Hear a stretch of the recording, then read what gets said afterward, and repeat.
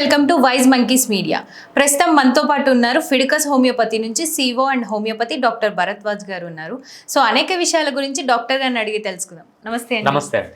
So doctor గారు, బేసిక్గా autism అనేది ఈ మధ్యకాలంలో చాలా ఎక్కువగా చూస్తున్నాం కదా. పిల్లలు చాలా హైపర్ యాక్టివ్గా ఉంటున్నారు. అసలు ఆటిజం అనేది ఎలా కనిపెట్టాలి? ఆటిజం అంటే ఏంటి అసలు? రైట్. బేసిక్గా మీరు ఆటిజం అన్నారు, హైపర్ యాక్టివ్ అన్నారు. చాలా మందికి ఒక కన్ఫ్యూజన్ ఉంటుంది అనమాట. మనకు బేసిక్గా రెండు డిసీజెస్ ఉంటాయి, ఆటిజం అని, ఒకటి ఏడిహెచ్డి అని.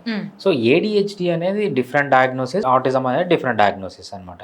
మీరు చెప్పే హైపర్ యాక్టివిటీ అనేది ఏడిహెచ్డి కిందకి వస్తుంది అనమాట. అదేంటంటే attention deficit hyper activity disorder. అది కంప్లీట్గా డిఫరెంట్ డిజార్డర్.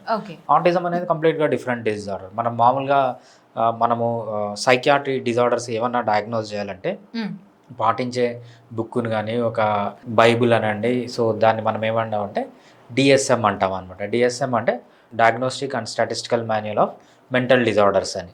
సో ఇది మనకు అమెరికన్ సైకియాట్రిక్ అసోసియేషన్ వాళ్ళు రాసింది. దాని ప్రకారం మనము autism is a different disorder, ADHD is a different disorder. But చాలామంది పీపుల్లో, ఫర్ ఎగ్జాంపుల్ ఒక 100 ఆటిజం కేసెస్ వస్తే అట్లీస్ట్ 20 to 30% ఆఫ్ ది కేసెస్లో ఆటిజము ఏడిహెచ్డి రెండు కలిసి ఉంటాయన్నమాట. But these are two different disorders. మనం ఆటిజం, మీరు ఇంకో క్వశ్చన్ అడిగింది ఆటిజం ఎందుకు వస్తుంది అని. సో ఆటిజం రావడానికి మనకు కొన్ని వందల రీజన్స్ ఉన్నాయన్నమాట. సో మనం ఆటిజం ఏమంటామంటే స్పెక్ట్రమ్ డిజార్డర్ అంటాం. ఆటిజం అనేది అన్ని విధాలుగా స్పెక్ట్రమ్ అంటే ఏంటంటే 1-2 కాజ్ కాకుండా కొన్ని హండ్రెడ్స్ ఆఫ్ కాజెస్, అంటే వైడ్ వెరైటీ ఆఫ్ కాజెస్ ఉన్నదాన్ని మనం స్పెక్ట్రమ్ అంటాం. అదేవిధంగా సిమ్టమ్స్ కూడా, ఆటిజం ఎలా ఎక్స్ప్రెస్ అవుతుంది అనే దాన్ని కూడా మనకు చాలా సిమ్టమ్స్ ఉంటాయి. ఆటిజం ప్యాథాలజీ, ఏదన్నా ఒక డిసీజ్ తీసుకుంటే ఇందువల్ల ఈ డిసీజ్ వస్తుంది, సో ఈ డిసీజ్ వచ్చే ముందు మీ బాడీలో ఈ చేంజ్ వస్తుంది అని మనం చెప్పచ్చు. బట్ ఆటిజంలో అలా కాదనమాట. ఆటిజంలో ఏంటంటే కొన్ని వందల చేంజెస్ ఉంటాయి, అక్కడ కూడా స్పెక్ట్రమ్ అనమాట. సో మనం ఆటిజంని బేసిక్గా ఎలా డిసైడ్ చేస్తామంటే సిమ్టమెటాలజీ, ఏం సిమ్టమ్స్ ఉన్నాయి, బిహేవియరల్ డయాగ్నోసిస్ అంటాం అనమాట. సో మనం ఆటిజం అనేది ఒక బ్లడ్ టెస్ట్ చేస్తేనో, లేకపోతే ఒక హిస్టోపాథాలజికల్ టెస్ట్ చేస్తేనో, లేదంటే ఏదైనా ఒక ఎక్స్రే తీస్తే, ఎంఆర్ఐ తీస్తే ఆటిజం అనేది మనకు బయటపడదు అనమాట. ఆటిజం ఎట్లా అంటే బేస్డ్ ఆన్ బిహేవియర్, ఈ విధమైన బిహేవియర్ ఉంటే దాన్ని ఆటిజం అంటాం అనమాట. So behavioural diagnosis is autism. Okay, దీన్ని ఎలా రికగ్నైజ్ చేయాలంటారు? రైట్. ఆటిజంని మనం రికగ్నైజ్ చేయాలంటే బేసిక్గా 3 సిమ్టమ్స్ ఉంటాయన్నమాట. ఈ 3 సిమ్టమ్స్ ఎలా స్టార్ట్ కావాలంటే చిన్నప్పటి నుంచే స్టార్ట్ కావాలి. సో మేబీ 25 years 30 years వచ్చిన తర్వాత ఈ సిమ్టమ్స్ వస్తే దాన్ని ఆటిజం అనమన్నమాట. దాంతోపాటు గ్లోబల్ డెవలప్మెంటల్ డిలే, అంటే మైల్ స్టోన్స్ డిలే ఉండకూడదు. మైల్ స్టోన్స్ డిలే లేకుండా చిన్నతనం నుంచి నేను ఇప్పుడు చెప్పే 3 సిమ్టమ్స్ ఉంటే దాన్ని మనము ఆటిజం. ఫస్ట్ సిమ్టమ్ ఏంటంటే persistent deficiencies in social communication. Social communication అంటే ఏంటి? సో మనం ఏదన్నా మాట్లాడగలగడం, సో లేకపోతే మనకి ఏదన్నా ఉంటే దాన్ని ఎక్స్ప్రెస్ చేయడం, వేరే వాళ్ళు ఏదైనా ఎక్స్ప్రెస్ చేస్తే దాన్ని అర్థం చేసుకోవడం, సోషల్ ఇంటరాక్షన్ ఉండడం, అంటే ఫాదర్తో మదర్తో ఎలా ఉండాలో అలా ఉండడం, గర్ల్ ఫ్రెండ్తో ఎలా ఉండాలో అలా ఉండడం, టీచర్స్తో ఎలా ఉండాలో అలా ఉండడం.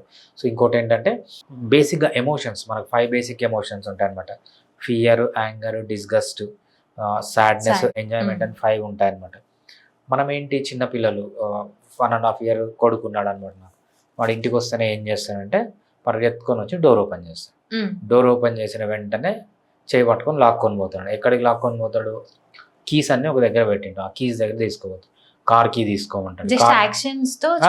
1.5 year కార్ కీ తీసుకోవాలి, ఇంకా వాడు పద అంటాడు అనమాట. వాడే పోయి లిఫ్ట్ ప్రెస్ చేస్తాడు. సో వాళ్ళకు ఇలా కమ్యూనికేట్ చేస్తారనమాట. ఎవరు? ఆటిజం లేని పిల్లలు. ఆటిజం ఉన్న పిల్ల వాళ్ళు అలా కమ్యూనికేట్ చేయలేరు. సో వాళ్ళకి ఏం కావాలో వాళ్ళకే అర్థం కాదు, తెలిసినా కూడా కమ్యూనికేట్ చేయలేరు, వేరే వాళ్ళు కమ్యూనికేట్ చేసినా కూడా అర్థం చేసుకోరు అనమాట. మెయిన్గా ఫస్ట్ మనం చూసేది ఏంటంటే ఐ టు ఐ కాంటాక్ట్ లేకపోవడం చిన్నప్పుడు. అదేవిధంగా వాడికి ఏదైనా పేరు ఉంటుంది, ముద్దు పేరు ఏదైనా ఉంటుంది, వాడిని పలికితే ఆ పేరు పెట్టి పిలిస్తే రెస్పాన్స్ లేకపోవడం. తర్వాత మీరు కోపంగా ఉన్నారా, మీరు బాధగా ఉన్నారా, నార్మల్గా కిడ్స్ ఫాదర్ మదర్ ఎలా ఉన్నారని అర్థం చేసుకోగలుగుతారు. ఎలా? బాడీ లాంగ్వేజ్ని బట్టి, టోన్ ఆఫ్ వాయిస్ని బట్టి, ఫేషియల్ ఎక్స్ప్రెషన్స్. అంటే కోపంగా ఉన్న వాళ్ళ ఫేస్ ఒక రకంగా ఉంటుంది, నవ్వుతూ ఉన్న వాళ్ళ ఫేస్ చిన్నపిల్లలు అర్థం చేసుకోగలరు, నార్మల్ పిల్లలు.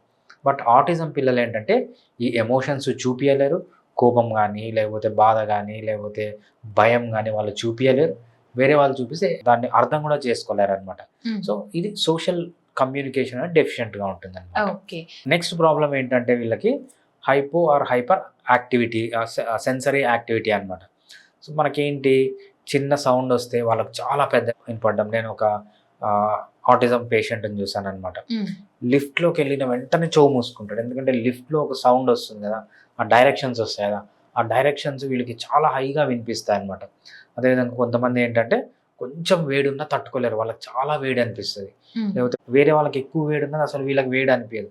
సో సెన్సరీ ప్రాబ్లమ్స్ కూడా ఉంటాయన్నమాట దేంట్లో, చూడడంలో కానీ, లేకపోతే స్మెల్లో కానీ, హియరింగ్లో కానీ, టేస్ట్లో కానీ, టచ్లో కానీ వీళ్ళకి సెన్సరీ ప్రాబ్లమ్స్ అనేవి ఉంటాయన్నమాట.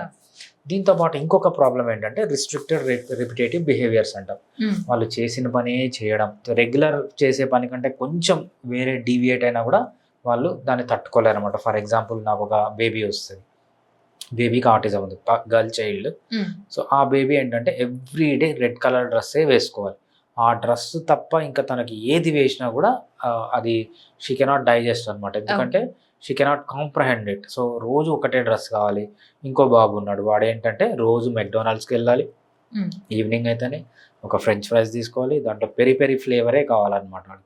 సో అది రోజు తింటాడు. అది తినకుండా వాడికి ఇంకా ఏది ఈ కెనాట్ కాంప్రహెండ్. సో ఇలా ఈ 3 ప్రాబ్లమ్స్, ఒకటి communication problems, restricted repetitive behaviours, ఇంకోటి ఏంటంటే hyper or hyper sensory problems. ఇవి ఉన్న వాళ్ళకు గ్లోబల్ డెవలప్మెంటల్ డిలే, వేరే ఏ డెవలప్మెంట్స్ అంటే వేరే మైల్ స్టోన్స్ అన్ని కరెక్ట్గా ఉండి చైల్డ్హుడ్ నుంచే ఈ ప్రాబ్లమ్స్ వస్తే దాన్ని మనము ఆటిజం కింద డయాగ్నోస్ చేస్తాం. ఓకే డాక్టర్ గారు, చాలా క్లియర్గా ఎక్స్ప్లెయిన్ చేశారు. Thank you so much. Thanks అండి.